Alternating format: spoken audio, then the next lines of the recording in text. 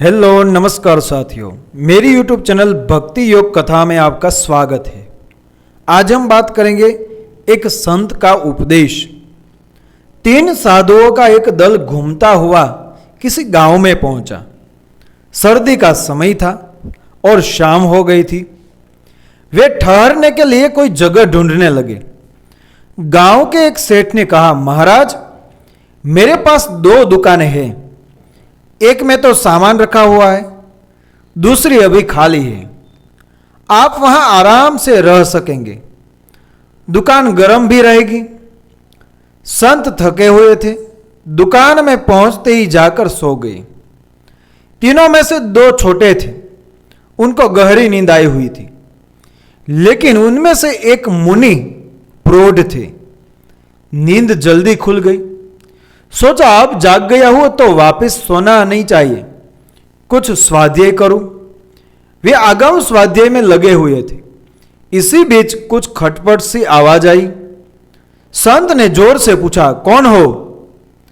पास वाली दुकान में से कुछ लोग आए। उनमें से एक ने देखा कि सामने वाली दुकान से कोई महात्मा जी पुकार रहे, तो सोचा इनसे डरने की जरूरत नहीं है, संतों की तो वंदना करनी चाहिए। उन्होंने आकर नमस्कार किया। वे भी 3 थे। प्रौढ़ मुनि ने पूछा, अभी यहां कैसे आना हुआ? आगंतुकों में जो लीडर था वह बोला, महात्मन आप स्वयं सोच लीजिए, इतनी रात में किसी की दुकान में कौन आ सकता है? संत ने कहा, अच्छा तुम चोर हो। चोर बोला, हां महाराज हम चोर हैं। आपके सामने झूठ नहीं बोलेंगे। हमें जानकारी मिली थी कि सेठ के पास काफी माल आया हुआ है, वही चुराने आए हैं।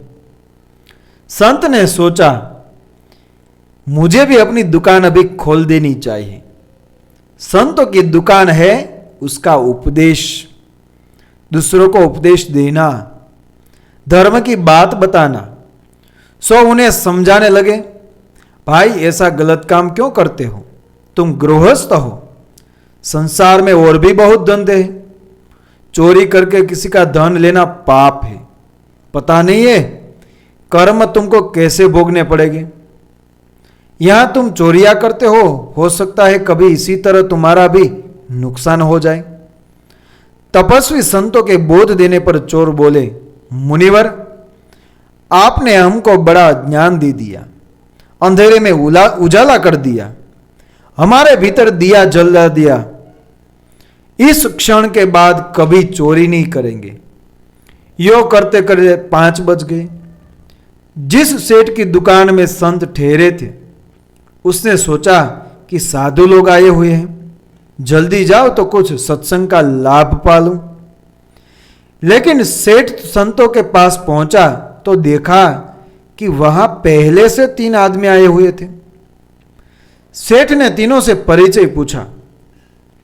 उनका मुखिया बोला, सेठ साहब हमारा परिचय यह है कि 5 घंटे पहले के तो हम चोर हैं और वर्तमान के अच्छे आदमी हैं। चोर की बात सुनते ही एक बार तो सेठ घबरा गया, लेकिन मुखिया ने समझाया, आज संत लोग यहां थे तो तब आपका माल बच गया, वरना हम तो आपको भी संत बना देते, सारा माल साफ हो जाता। सेठ संतों के चरणों में गिर गया और बोला, मुनिवर आप यहां बिराजे इसलिए मेरा धन माल बच गया, अन्यथा मैं तो रंक बन जाता।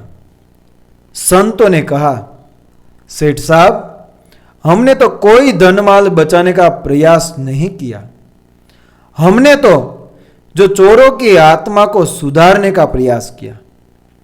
इनके भीतर जो अंधकार है, जो अंधकार रहता है उसमें कुछ उजाला करने का प्रयास किया। वे भव्य आत्माएं हैं। हमारा तत्वज्ञान या बोध इनके दिलों को छू गया। इन्होंने आजीवन चोरी का त्याग कर दिया और प्रासंगिक रूप में जो तुम्हारा धन भी बच गया। साधु उजाले का जीवन जीते हैं, हम गृहस्थ प्रायः अंधकार का जीवन जीते हैं। हम अंधकार में प्रकाश करने का काम संत महात्मा करते हैं। जैसे रात में बिजली जलाकर प्रकाश किया जा सकता है, वैसे ही जीवन में अज्ञान और पाप आदि के अंधकार को ज्ञान और धर्म के प्रकाश से दूर किया जा सकता है। साथियों, ऐसी कहानी सुनने के लिए मेरी YouTube चैनल भक्ति योग को सब्सक्राइब करें, फॉलो करें, शेयर करें। ऐसी कहानी के साथ मिलते हैं अगली कहानी में। तब तक के लिए धन्यवाद। जय हिंद, जय भारत, राधे राधे।